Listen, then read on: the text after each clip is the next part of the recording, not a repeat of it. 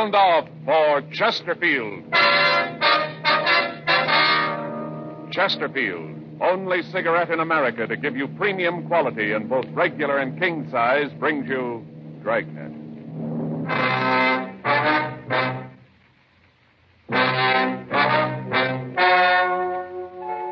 Ladies and gentlemen, the story you are about to hear is true. The names have been changed to protect the innocent.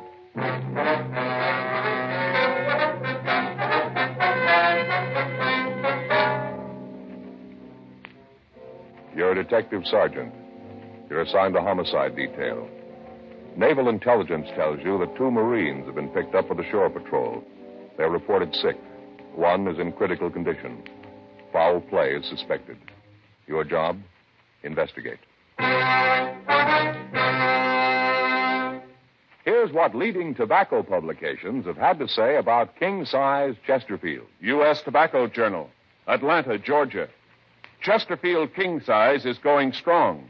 One jobber reordered twice this week in addition to his regular order. And the Chicago Weekly, Tobacco Leaf, reports more calls for Chesterfield king-size cigarettes than for most brands being marketed. The reason for king-size Chesterfield's amazing success is this.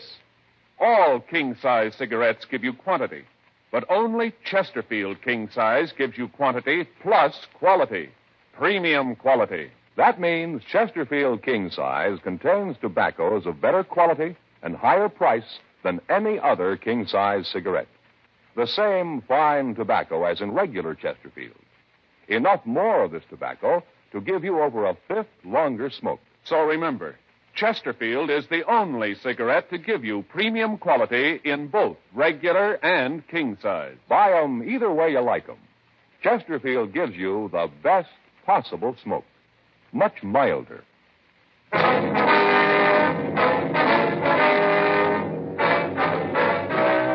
Dragnet, the documented drama of an actual crime.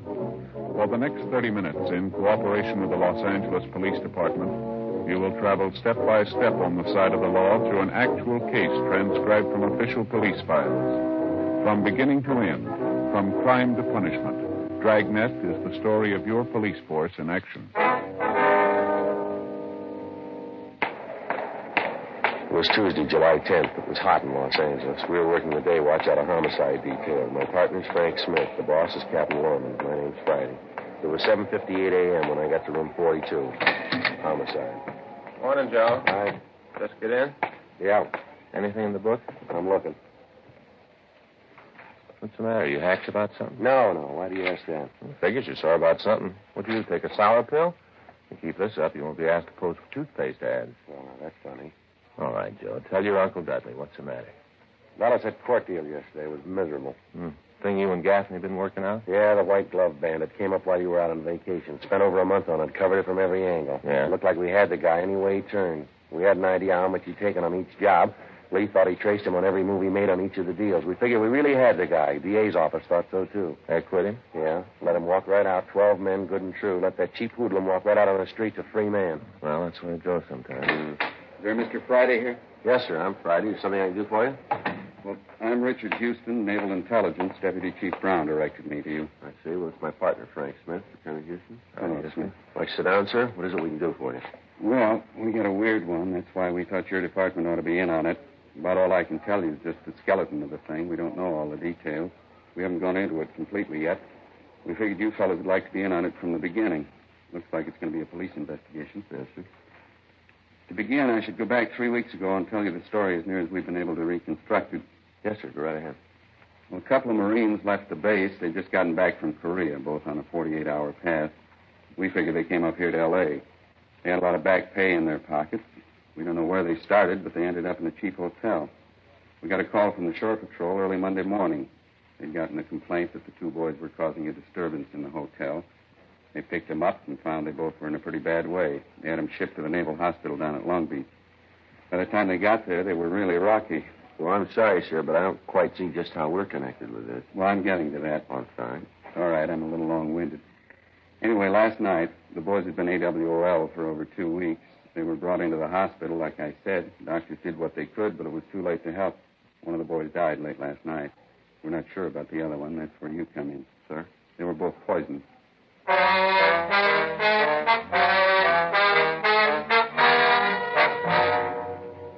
9:06 a.m. Frank and I talked with Captain Lorman, then we checked out a trip car and left for Long Beach. When we got there, we talked with the doctor in charge. He told us that it would be later that night before the boy would be completely out of danger. He said, however, that we could talk to him if we phrased our questions so that the answers could be kept fairly brief. We looked over the boy's record. His full name was Jack Wayne Walker, age 24. He'd enlisted in the Marine Corps on January 14th, 1950. He'd spent almost a year in the Far East, and his service record had been good until this time. The record of the victim, PFC Edward Monahan, was pretty much the same. The boys had both come from the same town in Arkansas. The date of their enlistment was the same. They'd served overseas the same time.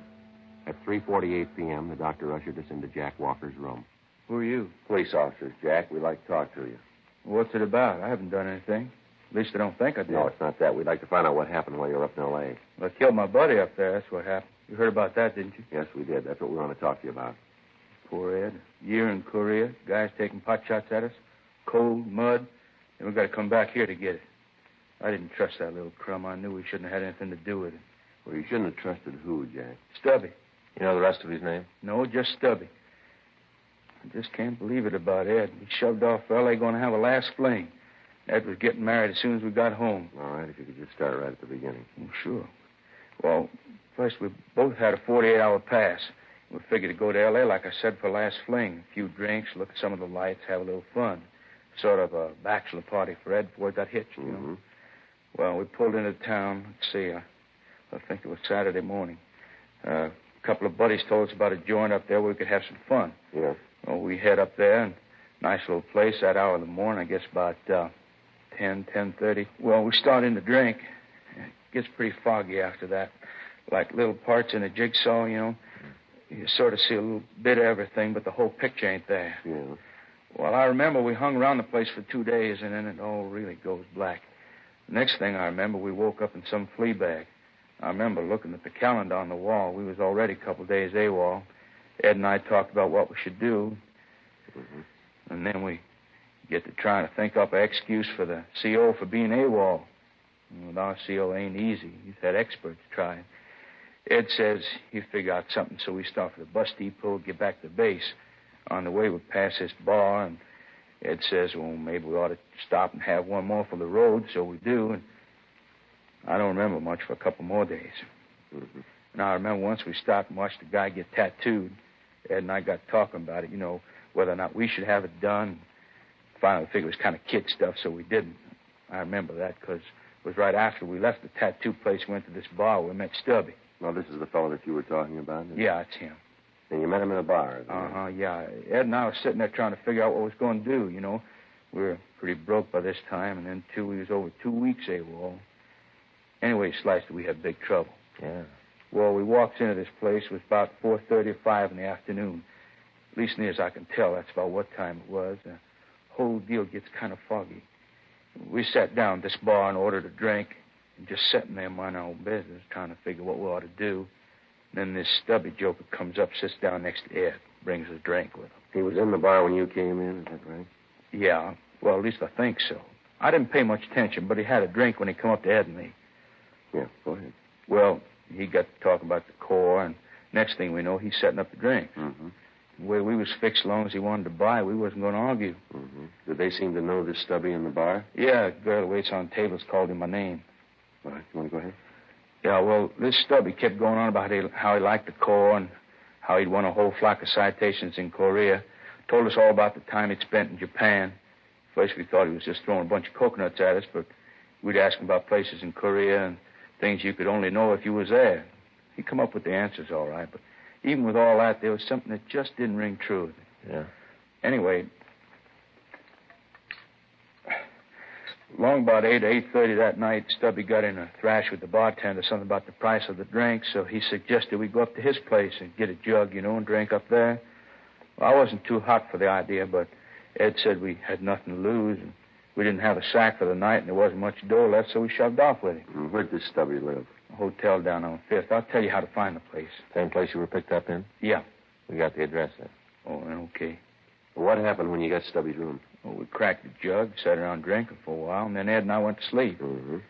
I tell you, the next morning we had the biggest hangovers in the entire United States and Canada, both of us. We felt miserable. Ed started beefing about the cheap booze Stubby'd rung in on us. That's when he tried to tout us on them pills. What pills are those? Oh, them things supposed to relieve hangovers. Oh, you mean the kind they sell in drugstores? Oh, no, damn. Stubby told us about that one. He'd come back to the States. He'd stood some duty in a hospital and said that while he was there, he got them pills. Said there was a special prescription, that they was great for head shrinking. He wanted us to try them. Did you? Well, no, not right away. He kept after us, though, kidding us about being big, tough Marines with a hangover. And then he took one of the pills, leastwise we thought he did. So Ed and I figured then we didn't have anything to lose. You took one of these hangover pills then, did you? Yeah, we both did. Mm-hmm. What happened then? Well, nothing right away. Stubby said it'd take a little time for it to take effect. We got up and started to get dressed. Ed and I thought we'd better get back to the base, you know. We'd probably be in enough trouble as it was without worrying about a hangover. Yeah. You left the room? No, we was just getting our stuff together, and Ed took sick. Said he had an awful pain in his stomach, like a cramp, you know. And we asked Stubby if the pill could have caused it. He said no. Must have been the booze. Hmm. Well, right about then, I was getting ready to mop up the place with this Stubby. I figured sure he'd given us a Mickey. I couldn't figure why, though. And then it hit me. That pill, huh? Yeah, I guess so.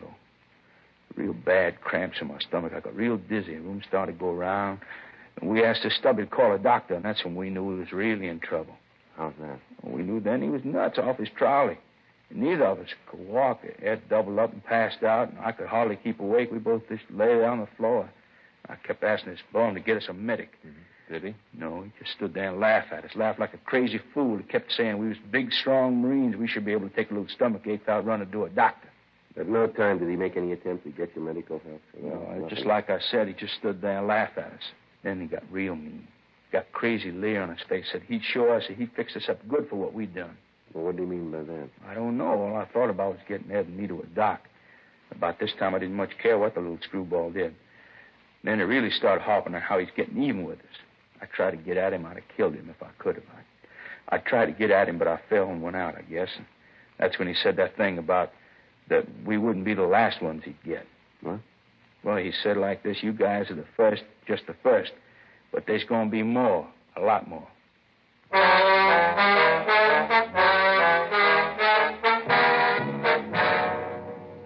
We continued to talk to Jack Walker. He gave us a complete description of the man he'd known as Stubby. And going over the story again with him, there were a few changes in it, but none that couldn't be accounted for by his condition.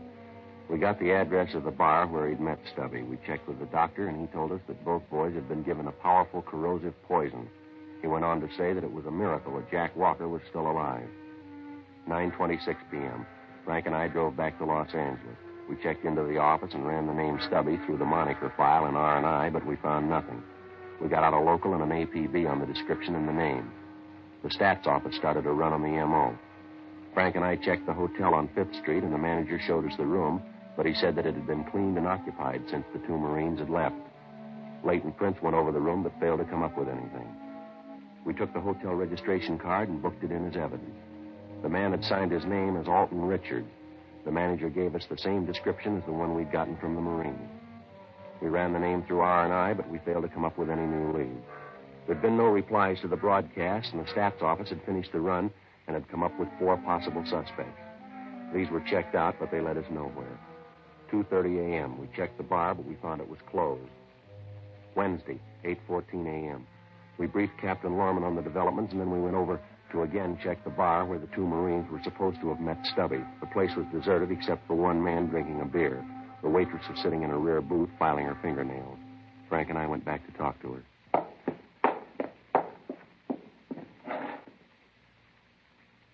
Yeah, something you want? Well, police officers, miss. We'd like to talk to you. Cops, huh? Yes, ma'am. This is my partner, Joe Friday. My name's Smith. Smith. Boy, does that sound phony. Here's my ID card. Yeah, it's Smith, all right. What do you want? Do you mind if we sit down? No, go ahead, live. Thank you. What's this all about? Do you work here steady? Yeah, most of the time. What's your name, miss? Vera. Vera Gay. Well, Miss Gay, were you working here around the 8th or 9th or the 10th of July? Yeah, and you can make it Vera. Mm-hmm. You know most people who come in here regular, do you? Yeah, I suppose so. Wonder if you look at this description and tell us if you know the man here. WMA. What does that mean? White male American. Yeah, WMA. 36 years, 5'7" to 5'9", 155-pound stubby. Yeah? Yeah, I know him. Comes in here all the time. Nice guy. Loud when he gets drunk. He's always nice to me, though. Tells me I should be in pictures. You know, the movies. Yes, ma'am. Have you seen him today? No, he hardly ever gets in before maybe noon, 1 o'clock. This doesn't bother you, does it? Am I following my nails? Not at all. He does bother some people, you know. Like running a piece of chalk down a blackboard. Miss Stubby, does he have any other name? Did you know it? Yeah, Paul Rogers. That's another one, Joe. No. Well, you want to go ahead, miss? I went out with him a couple of times. Finally gave it up. I couldn't go that route. What's that, ma'am?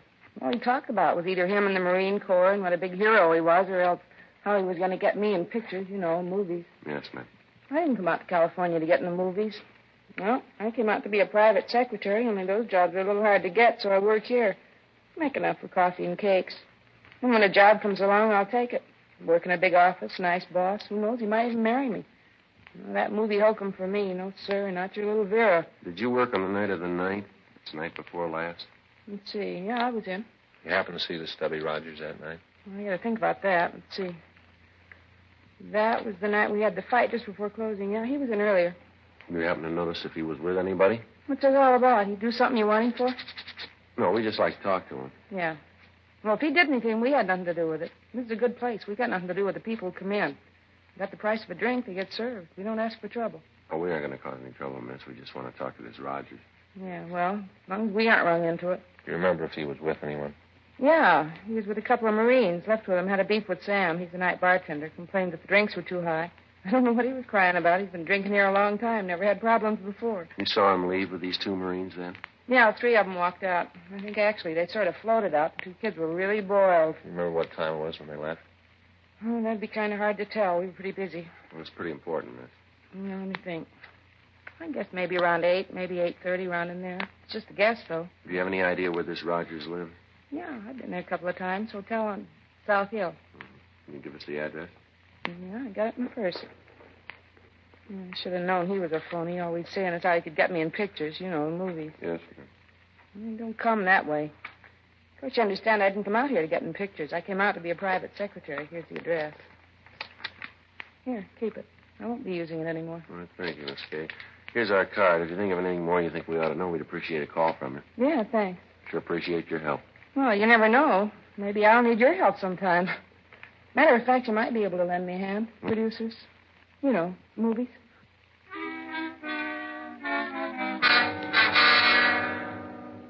Frank called the name Paul Rogers into the office, and a supplementary broadcast and an APB were gotten out. A stakeout was arranged on the bar. We went back to the city hall, and a check through R&I on the name Paul Rogers netted us nothing. We drove over to the hotel on South Hill. The manager told us that Rogers was not in his room. He went on to say that Rogers had not been using his room regularly for the past week or so, but that he had been in a couple of days before in the company of a soldier, and that as far as he knew, the soldier was still in. In the company of the manager, Frank and I went upstairs. The manager unlocked the door, and we went in. A minute, Frank. There's someone in bed. Yeah. Come on, you. How about it? Just a minute. How about it, Joe? I don't know. He's dead.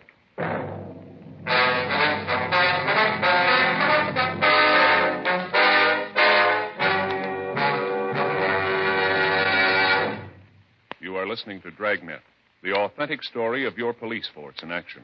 And now a report every smoker should hear.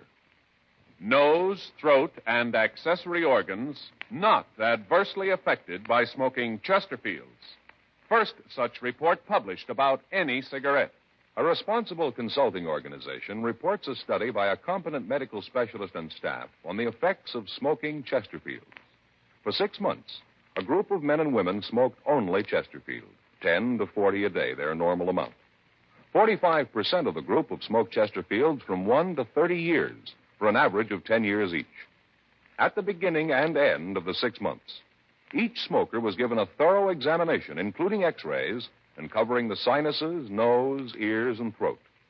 After these examinations, the medical specialist stated, It is my opinion that the ears, nose, throat, and accessory organs of all participating subjects examined by me were not adversely affected in the 6 months period by smoking the cigarettes provided. Remember this report and buy much milder Chesterfields, regular or king size.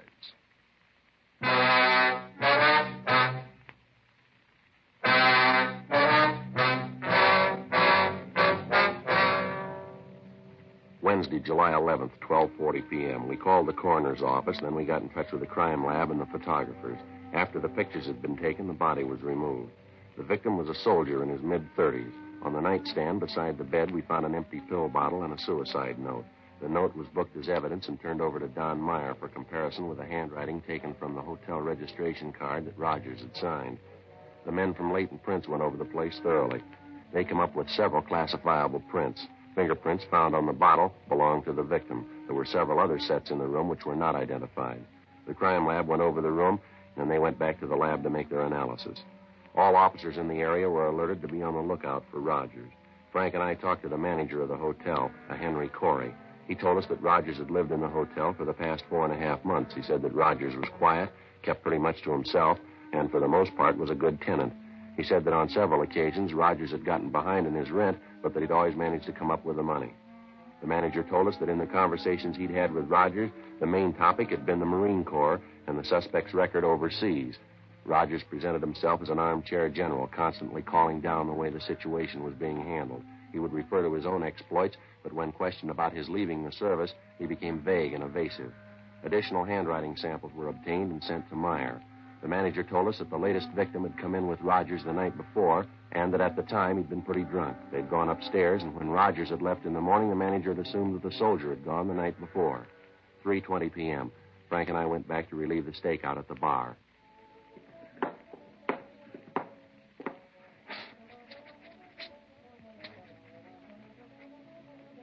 Back again? Yes, Miss Gay. Sit down. Thank you. It seems like every time I see you, I'm doing something with my nails. This morning filing them, now I'm filing them again. I'm going to put polish on them after this. I guess you think I'm pretty vain. No, not at all, miss. A new color called frosted rose. And pretty? Mm-hmm. Kind of iridescent, what the label says. To sprinkle your nails with stardust. Yes, ma'am. Pretty bottle, too. They sure put things up nice nowadays. Uh-oh, here comes your boy. That's Rogers. Yeah. Yes, Stubby, what'll it be? Bourbon, Coke. How's it going, Stubby? Same old six as before. Yeah, pretty dull. You're doing a great business. No, it's early yet. Here's your drink. It'll be 4 bits. There you go. All right, tastes good. All right, Frank, let's go. No trouble now. Not unless he makes it.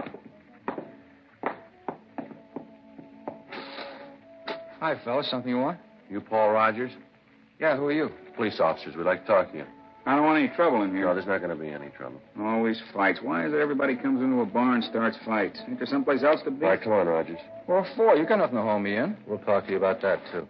Well, let me finish my drink. No, afraid not. Let's go now. Look, I said I was going to finish my drink. Don't lean. Let's can it, mister, and go. I said I was going to finish my drink. All right, mister, on your feet. Nothing on him. All right, let's take him to the office. Sergeant. Yes, sir. Thanks. Sure appreciate it. Well, what's that? Thought for a minute there you were going to have a fight.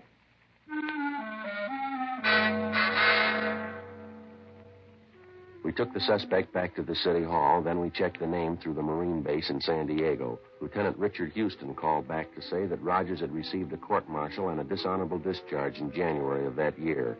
He'd been tried by a military court on a charge of stealing alcohol from the hospital pharmacy and selling it to the patients in the hospital. We stopped in handwriting analysis, and Don Meyer took an exemplar of the suspect's writing. When we checked by the office, there was a message from Sergeants Bill Cummings and Harry Hansen stating that their investigation had shown that the death of the soldier in Rogers' room was suicide beyond any doubt. 7:46 p.m. Frank and I talked to the suspect in the interrogation room.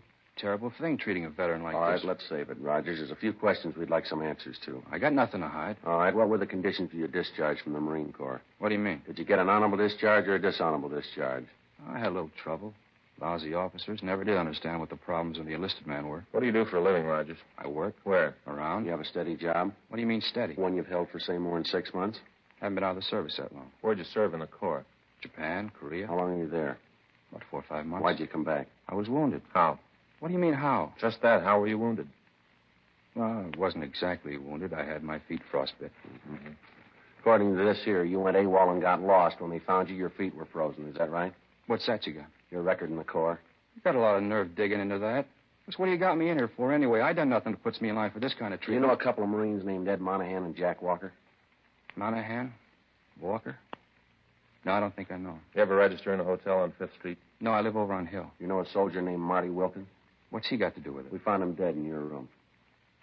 You're cracking up. Yeah, sure, Rogers. We just dreamed we found that body. Had nothing to do with him. Met him in a bar. He said he wasn't feeling too good. Said he didn't have a place to sleep. I let him have my room. Something wrong in that? Be a little kind, and now even that gets you in trouble. You sure you don't know a Marine named Ed Monahan? Positive. There's something wrong, Rogers. Girl at the bar says she saw you leave the place with 2 Marines. They could have been Monahan and Walker. Well, maybe I know them. I might and still not know their names. You didn't take him up to a room you'd rented in a hotel on 5th Street? No, I told you once I never lived on 5th. Checked with our handwriting man. He says your writing matches some samples we found on the hotel register. Maybe I write like somebody else. No, we don't think so, mister. How about Jack Walker? Maybe you know him, you just didn't remember him. No, I keep telling you I don't know them. Vera says you do. Well, she's lying. Is she? Sure she is. She's trying to save her own skin. From what? She doesn't want to stand a rap for murder, can't you see? Yeah, go ahead, Roger. I'm saying nothing until I see my lawyer. You sure you don't want to tell us why you did it? I got nothing to say. Makes it tough, Roger. What do you mean? Just makes it rough, that's all. Looks like you're going to have to stand a murder rap. Yeah? That's the way it looks. Well, I didn't mean it. I didn't. I just wanted to get even, that's all. Just get even. For what, Rogers? For the way the Corps treated me. Kicked me out. I didn't do anything really wrong. Copped a little alcohol, that's all. No harm done. They look at it a little different. Yeah, that's the trouble. Stinking brass, they're all alike. They don't care what happens to us, the guys in the field. Try to get a job. I looked everywhere. I just didn't fit. Seemed like everywhere I went, I got into trouble. I wanted like it was when I first went in, like it was after boot camp. Walking down the street, girls looking at you, a Marine, a big man. They took that away from me. They wouldn't let me enlist again. I tried, but they wouldn't let me. You can understand what that'd do to a guy, can't you? I don't know. It tore me apart. Right then, I decided to get even with all the stinking gyrenes in the world. They wouldn't let me in, and I hated them. Yeah. Remember what happened the day you gave the 2 boys the pills, do you? Sure, I remember all of it. Oh, they cried for a medic. They weren't big men then. No, sir, they sure weren't. All right, Rogers, we'll get a stenographer. Tell me, Sergeant. Yeah. Did I get both of them? No, Walker's going to be all right. He the young one? That's right. A real nice kid. Lucky, too. Is that right? Yeah. No worries. Really got it made. Uniform, that's what does it. Uniform makes all the difference in the world. Yeah, well, don't worry. You'll get one.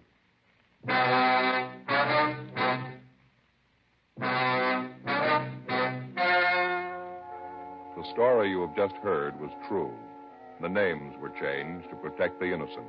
On November 13th, trial was held in Department 87, Superior Court of the State of California, in and for the County of Los Angeles. In a moment, the results of that trial. Now, here is our star, Jack Webb. Thank you, George Fenneman. In modern crime detection, the working detective depends on scientific research. He relies on the services of trained experts in ballistics, communications, fingerprints, to name just a few. He's interested only in facts. And as a smoker, you should be interested only in facts. That's why the report you heard earlier is so important to you. Nose, throat, and accessory organs not adversely affected by smoking Chesterfields. First such report ever published about any cigarette. Remember it. And next time, buy Chesterfield. Regular or king size, premium quality Chesterfield gives you the best possible smoke.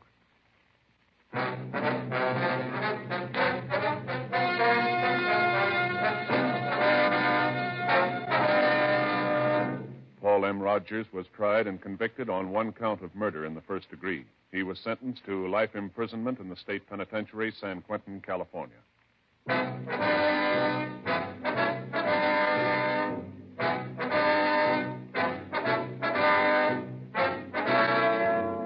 You have just heard Dragnet, a series of authentic cases from official files. Technical advice comes from the Office of Chief of Police W.H. Parker, Los Angeles Police Department. Technical advisors, Captain Jack Donahoe, Sergeant Marty Wynn, Sergeant Vance Brasher. Heard tonight were Ben Alexander, Virginia Gregg, Jack Crucian. Script by John Robinson. Music by Walter Schumann. Hal Gibney speaking. Sound off for Chesterfield. Either way you like them, regular or king size, it's possible smoking. Much milder Chesterfield. Chesterfield has brought you Dragnet, transcribed from Los Angeles.